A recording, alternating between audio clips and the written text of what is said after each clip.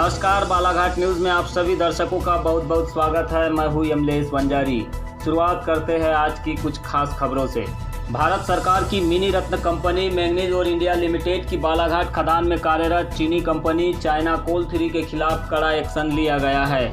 इस कंपनी पर भारतीय मजदूरों को काम पर नहीं रखे जाने को लेकर कंपनी का काम बंद करने की कार्यवाही की गई है। गौरतलब हो कि चीन के साथ चल रहे गतिरोध के बीच चाइनीज कंपनी चाइना कोल 3 ने भारतीय मजदूरों को कोरोना संक्रमण फैलने के बहाने काम पर नहीं लिया था, जिसको लेकर मजदूरों ने आंदोलन भी किया था। जिसके बाद मायल में 250 करोड़ रुपए की लागत से अंडरग्राउंड शाफ्ट का निर्माण कर रही इस कंपनी के काम को रोक दिया गया है। चीनी कंपनी को दिए गए नोटिस में यह स्पष्ट निर्देश है कि जब तक कंपनी भारतीय मजदूरों को काम पर नहीं लेगी तब तक कंपनी भारत में काम नहीं कर सकती है। जैसा कि कुछ दिनों से जो भी ये मामला चल रहा है, लगभग एक हफ्ता पहले चाइना कोल ने आफ्टर लॉकडाउन काम चालू किया था, तो उसमें उनके इंटरनल मैनेजमेंट के प्रॉब्लम के चलते उन लोगों ने इंडियन वर्कर को नहीं रखा था। तो हम लोगों को एक आईआर प्रॉब्लम क्रिएट हो रही थी कि चूँकि आपने इंडियन वर्कर को नहीं रखा है, सिर्फ चाइनीज़ वर्कर के साथ में 1/3 काम वो लोग कर रहे थे, एक शिफ्ट में काम कर रहे थे। तो हम लोगों ने उनको पहले 2 बार मेल भेजा, मेल से उनको कांटेक्ट किया गया कि आप इंडियन वर्कर को रखो, नहीं तो हम आपका काम बंद कराएंगे। लेकिन उन्होंने इस पर कोई एक्शन नहीं लिया। तो 19 तारीख को मैंने उनको एक नोटिस जारी किया कि आप जो इमरजेंसी काम है डी वाटरिंग का, पानी निकालने के काम को छोड़ के बाकी जो भी एक्टिविटी है आपके प्रोजेक्ट की, वो आप हाल फिलहाल बंद कर दो। जब तक कि आप इंडियन वर्कर को नहीं रखोगे आपका काम नहीं चलेगा। मैंगनीज और इंडिया लिमिटेड की भरवेली खदान के सामने जमा हुए मजदूर मार्च 2019 से यहां काम कर रही चाइना कोल 3 नामक कंपनी के लिए काम कर रहे थे। इस कंपनी ने यहां खदान के अंडरग्राउंड में एक नई शाफ्ट निर्माण का ठेका 250 करोड़ में लिया है। लॉकडाउन के दौरान कंपनी का काम भी बंद हो गया था। 10 दिन पहले कंपनी ने चीन से चल रहे सीमा विवाद के बीच यहां पुनः काम शुरू किया, लेकिन इस बार पूर्व से काम कर रहे 62 भारतीय मजदूरों को काम पर नहीं लगाया, जिसको लेकर मजदूरों ने आवाज़ उठाई। तब कंपनी प्रबंधन ने भी मजदूरों की बहाली को लेकर कंपनी से चर्चा की, लेकिन कंपनी भारतीय मजदूरों के साथ काम करने को तैयार नहीं थी। भारतीय मजदूरों को काम पर नहीं लेने की चीनी कंपनी के आइडियल रुख के बाद कई बार इस कंपनी को पिछले एक सप्ताह में पुनः भारतीय श्रमिकों को रखने के निर्देश जारी किए गए, लेकिन इसके बाद भी जब चीनी कंपनी नहीं मानी तो मायल प्रबंधन ने चीनी कंपनी के विरुद्ध कड़ी कार्रवाई करते हुए उसे काम बंद करने का आदेश जारी कर दिया है। आदेश में साफ साफ लिखा है कि जब तक भारतीय मजदूरों को काम पर नहीं लिया जाएगा तब तक यह कंपनी यहाँ काम नहीं कर सकती है। मॉयल ने उनको एक जो दूसरी कंपनी है WIMS, हमने उन सबको उनका भी एक नया कॉन्ट्रैक्ट आया है, तो हमने पूरे वर्कर को बुला के समझाया है कि एक मुश्त 5,000 रुपये हम लोगों ने चाइनीज़ कंपनी से उनको दिलवाया है, और जितने भी वर्कर है या जो स्टाफ है उनको हमने दूसरी कंपनी में, इंडियन कंपनी में उनको रखवाया है। मज़दूर हम लोगों से जब मैंने सबको बुलाया था पर्सनली, सबके साथ उनके साथ बात किया, तो ऐसा कोई मुद्दा नहीं है, वो लोग तैयार हैं और चाइनीज़ कंपनी का काम अभी बंद है। यहाँ के अंडरग्राउंड में काम कर रही चीनी कंपनी ने अपने इंटरनल प्रॉब्लम्स के चलते भारतीय मजदूरों को काम पर नहीं रखा था। हमने उन्हें कई बार सूचना दी कि भारतीय मजदूरों को रख ले, लेकिन जब भी नहीं माने तो उसका काम बंद करा दिया गया है। सरकार ने चीनी कंपनी के खिलाफ एक्शन लिया है। कंपनी भारतीय श्रमिकों के साथ काम करने को तैयार नहीं थी। देश के भीतर ही ठेकेदार के रूप में काम कर रही कंपनी भारतीय श्रमिकों का बायकॉट कर रही है, जिसके लिए बहाना कोरोना संक्रमण को बताया जा रहा है। सरकार ने जहां एक तरफ श्रमिकों को रोजगार देने के लिए गरीब कल्याण योजना जैसी योजनाएं लाई है, तो वही देश में काम कर रही चीनी कंपनी भारतीय श्रमिकों को रोजगार छीनने का काम कर रही है।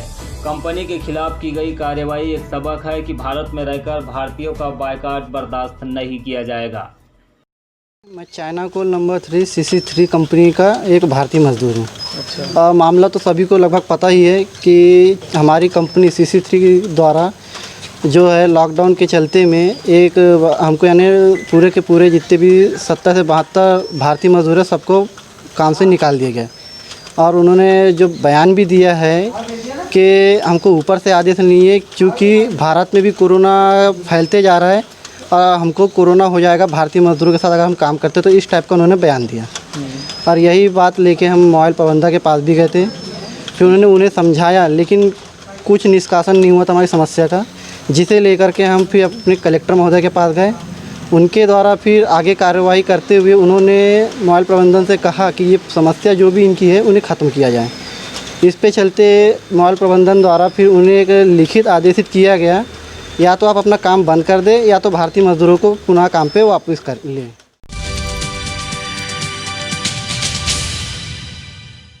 जिले में मानसून आते ही नदियों से रेत का अवैध उत्खनन तेज हो गया है। रेत माफिया बारिश के दौरान ऊंचे दामों पर रेत बेचकर मुनाफा कमाने के लिए सारे नियम कायदों को धता बता रहे हैं।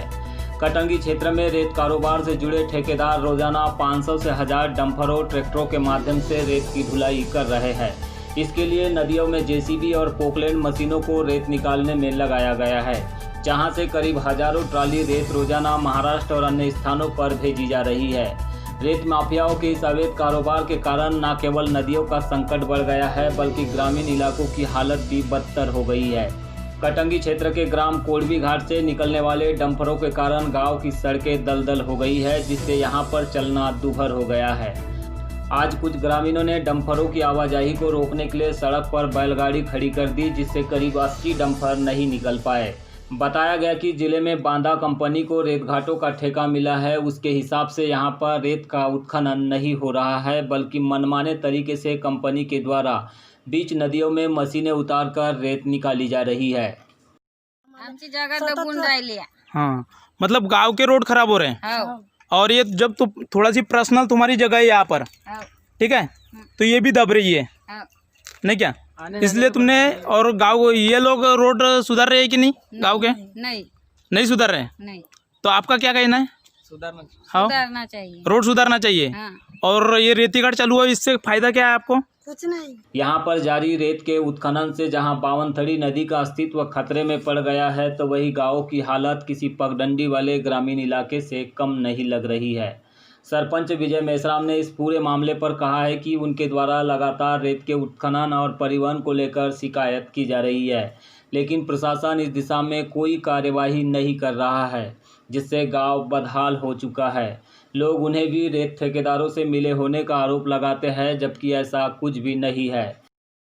के अंदर उतार दिए जा रहे हैं सीधा नदी में। कहाँ जाता है यहाँ का रेत आपके यहाँ से? ये महाराष्ट्र में जाता है, और अभी कोविड-19 के चलते हुए एक साथ एक दिन में कम से कम 500 से 600 लोग आते हैं डंपर में। एक डंपर में कम से कम 2 लोग आते हैं, और ग्राम पंचायत कोडवी के भी कुछ लोग वहाँ पे काम करते हैं, जिससे कोविड-19 के तहत कोरोना महामारी फैलने की संभावना है। ये बताइए अभी क्या तरीका निकाले? अभी सुनने मिला है कि कुछ डंपर को रोकने की कोशिश करे हो ग्रामीणों के साथ। अभी ग्रामीण लोगों ने रोके हैं, मैं तो अभी बाहर हूँ, कि गांव जाने के बाद में पता क्या जानकारी लगी, कैसे रोके? गांव की क्या स्थिति बन गई इन डंपरों? गांव में पूरा कीचड़ बना हुआ है, जहाँ से आवागमन नहीं कर सकते, बाइक नहीं जा सकती, पूरा दलदल बन गया। खेतों के समान जैसे कीचड़ होता है, परा लगाते हैं, उस प्रकार से। सड़कें वड़कें भी टूट रही है? पूरी सड़कें टूट रही है, जहाँ से क्षमता नहीं है। पुलिया बना हुआ है एक PWD का, वहाँ से भी लेके जा रहे हैं, जिसकी क्षमता बहुत कम है। अच्छा, अगर वो टूट गया तो लोग स्टेशन मार्ग पूरा बंद हो गया। यहाँ पर ठेकेदार अनुमति के मुताबिक रेत का खनन एवं परिवहन न करते हुए नियम कायदों को ताक पर रखकर कार्य कर रहे हैं, जिससे कई गांवों की सड़कों का कचूमर निकल गया है।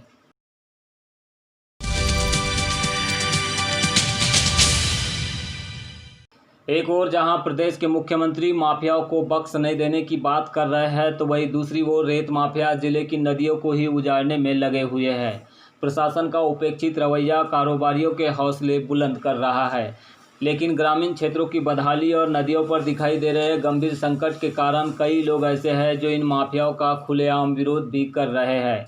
कटंगी क्षेत्र के बोनकट्टा, कोड़वी, बमनी, हरदोली और चंद्रकुआ रेत घाट में जिस तरह से हजारों डंपरों के माध्यम से रेत निकाली जा रही है, उसके गंभीर दुष्परिणामों को देखते हुए आज पठार संघर्ष समिति ने जिला कलेक्टर को शिकायत करते हुए कार्यवाही की मांग की है।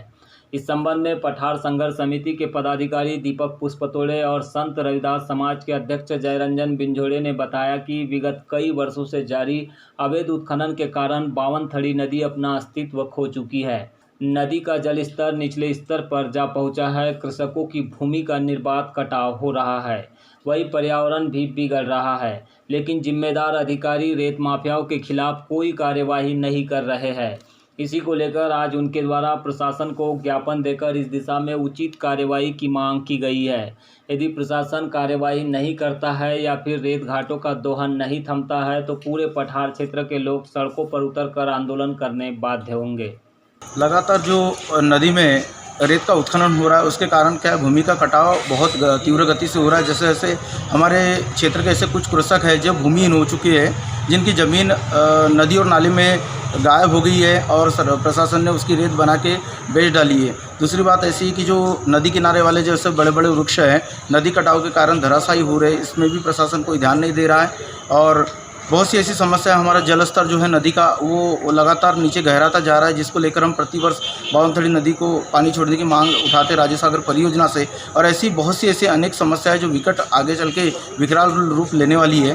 प्रतिदिन 500 से 700 डंपर पूरे बावनथड़ी नदी पे चल रहे, जो नदी को छन्नी करने की ओर है। और हमारे को जो सैकड़ों वर्ष जो चलने वाली बावनथड़ी नदी की रेत है, ऐसा मानो प्रतीत हो रहा है कि 2-3 साल में समाप्त हो जाएगी, और जिससे हमारे ग्रामीण क्षेत्रों के जो लोगों को बड़ी दिक्कत का सामना करना पड़ेगा। आज क्या मांग करना चाह रहे हैं आप कलेक्टर? हम प्रशासन से यही मांग करना चाहते हैं कि इनके जो घाट है या जिस तरह से जो चल रहे हैं, अवैध तरीके से ये काम कर रहे हैं, मशीनों को डालकर सीधा सीधा रेत का उत्खनन कर रहे हैं, इनके ऊपर सीधा सीधा रोक लगाई जाए और स्थानीय ऐसी कुछ व्यवस्था बनाई जाए जो ट्रैक्टरों के माध्यम से स्थानीय और ज़्यादा दूर नहीं, सिर्फ 25 किलोमीटर के दायरे में इसका रेत का परिवहन हो और लोगों को सही दरों में, सही कीमतों में रेत उपलब्ध हो।